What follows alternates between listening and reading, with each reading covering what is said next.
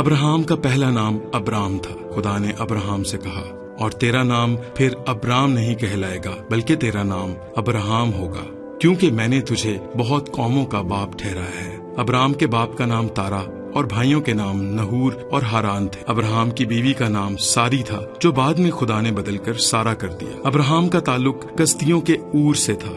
Abraham की 3 बीवियां थी, पहली सारा, फिर उसकी लौंडी हाजरा, और फिर सारा के मरने के बाद अब्राहम ने कतूरा से शादी की। अब्राहम के 8 बेटे हुए, सारा से इजहाक, हाजरा से इस्माइल, और कतूरा से जिमरान और युफसान, मदान, मिदियान, इस्बाक और सूख पैदा हुए। अब्राहम दौलतमंद शख्स था। उन्होंने अपना सब कुछ अपने बेटे इजहाक के नाम पर किया और अपनी हुर्मों के बेटों को भी इनाम दिए। अब्राहम को खुदा ने कहा कि वो अपने रिश्तेदारों और नातेदारों से निकलकर किसी और मुल्क में जाए। अब्राहम 175 वर्ष का था जब उसने वफात पाई। वो खुदा का दोस्त और ईमानदारों का बाप कहलाता है।